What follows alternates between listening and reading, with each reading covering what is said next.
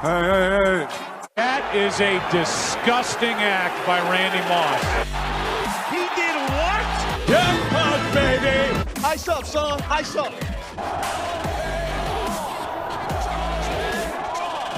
That is blasphemous. You can put it on the board. Yes. And this might be a little crazy, and this might sound wild, but I'm starting to wonder what's going to happen with the Raiders, because Josh McDaniels, not exactly a great coach, I don't think. And let's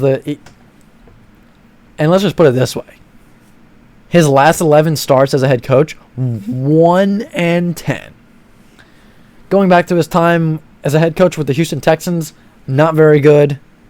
He was an assistant coach, coordinator with the Patriots. He was supposed to take a job with the Colts, and then I think before the day was even really over, he turned it down and went back on his word.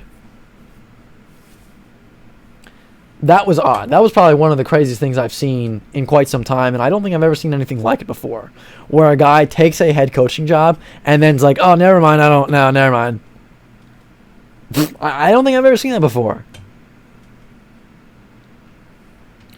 So I have to wonder, is McDaniels going to be done after 1 year? He quite possibly could be. He very well could be. And just when things looked like they were looking up for the Raiders, and again, a lot of people thought that, hey, the Raiders were maybe going to hit the jackpot this season and do something good in the playoffs. Jackpot, baby! Not so much. They're 0-3, the only 0-3 team in the league. Even the Houston Texans have a better record than them, and it's not looking very good for them right now. Josh McDaniels is only part of the issue, I would say. And you know what? Even the Bears have a better record than the than the Raiders. I mean, the Bears, how about them? They have a winning record. The Bears are 2-1. 2-1. The Bears. I mean, the Raiders at 0-3 just doesn't make sense. That is not something I thought I'd be talking about entering the season. And it's ugly. And I think if the Raiders have about as bad of a season as they could, and as they might, it might be time to blow this thing up and start over. But the one big problem with that is that they might not be able to because of the Davante Adams contract. Didn't they sign him to some absolutely insane contract? Who's going to take that from the Raiders? They signed him to a... Well, okay, well, I looked up... I wanted to know his contract. All I got was how angry and frustrated he's feeling with Vegas. And I think everybody's feeling frustrated and angry with the Vegas Raiders, right? I don't think anybody's looking at that 0-3 team and saying, hey, I'm happy with the Raiders right now. Absolutely not. The Raiders signed him to a $140 million 5-year contract. And they're 0-3. And he's already angry and frustrated with them. Who's going to take that contract off their hands?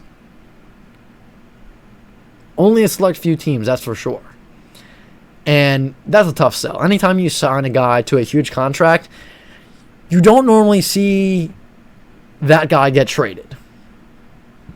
Because unless there is a dire need for, whatever position that player is, or any time that, they're cleaning house and, he's a good player like Davante Adams is, not too many teams are going to take a big contract like that off your hands. The Raiders, and how about the AFC West for a minute before we hit the break? The AFC West was set to be one of the best conferences best divisions rather in the league, right? You've got the Kansas City Chiefs looking to prove everybody wrong, which they have, except for maybe losing to the Colts.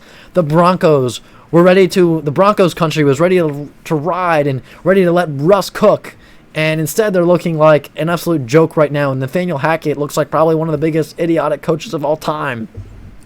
The Raiders are at 0-3, and things could be going much worse for them. And then you've got the Chargers, who are literally limping into Week 4 and might miss the playoffs because they might not have anybody to play by the time the season is over. And entering Week 4, we're about ready to just hand the Chiefs the division crown for yet another season.